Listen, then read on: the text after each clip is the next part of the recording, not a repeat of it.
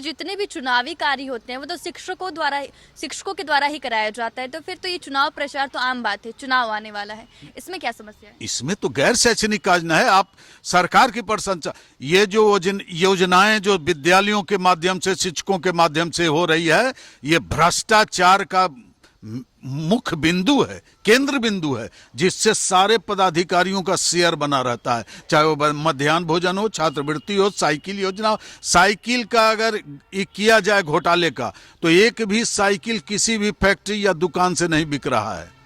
ये सारे पैसे का जाली रसीद सारे विद्यालयों में जमा हो रहे हैं छात्रों के द्वारा। तो अराजकता और भ्रष्टाचार को तो उनको जननी बना रहे हैं आप, उनको भी गलत करने के लिए आप प्रोत्साहित कर रहे हैं। सरकारी योजनाओं का अंकुश, योजनाओं पर विद्यालय से जो है वो समाप्त की जाए और शिक्षकों के हित की बात की जाए, उनका स्थानांतरण ऐच्छिक किया जाए, समय की बदली की जाए, छुट्टी में जो पूर्व से चला आ रहा है और जो राष्ट्रीय पाठ्यचर्या या एनईपी के तरह जो प्रावधान है उसके अनुसार होनी चाहिए। शिक्षा में तो गुणात्मक विकास तो हो ही रहा है और इसका सफल प्रयास आदरणीय श्री के पाठक जी ने किया है। इसकी मैं प्रशंसा करता हूं और धन्यवाद देता हूं, शुभकामनाएं देता हूं कि पुनः एक बार आकर अपर मुख्य सचिव के रूप में पूरी पाली रहें। अच्छा, दूसरी बार शिक्षकों को नियुक्ति पत्र सौंपा जाएगा जिसमें के पाठक नहीं रहेंगे, क्या आपका क्या कहना है इस पर? इस पर तो पूर्व में ही हो चुका। मंच पर माननीय मुख्यमंत्री, उप मुख्यमंत्री, सारे मंत्री जब शिक्षकों को नियुक्ति पत्र दे रहे थे तो एक भी तालियां नहीं बज रही थी, न जिंदाबाद के नारे हो रहे थे।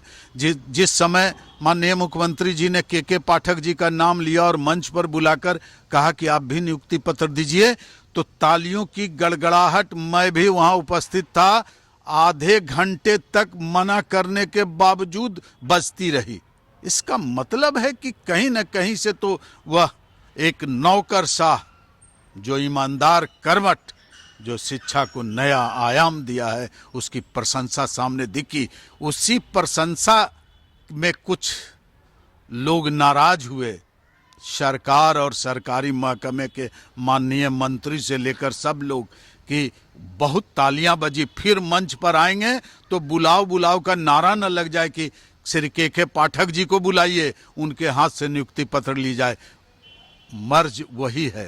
अच्छा। कुछ तुम सह लो, कुछ हम सह लें, आवाज और आबरू दोनों की सीमित दायरे हैं।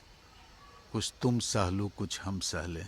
और मैं आज भी शिक्षा विभाग के माननीय अपर मुख्य सचिव श्री के पाठक जी का अभिनंदन करूंगा और सरकार को भी मैं कहता हूं कि वैसे पदाधिकारियों को पूरी समय दें शिक्षा विभाग में, अगर शिक्षा में आमूल चूक परिवर्तन चाहते हैं तो क्या आपका शिक्षक संघ जो है वो के पाठक का समर्थन करेगा?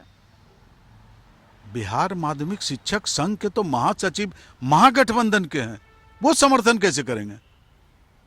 वो समर्थन में नहीं, अभी तो मूक है। अच्छा।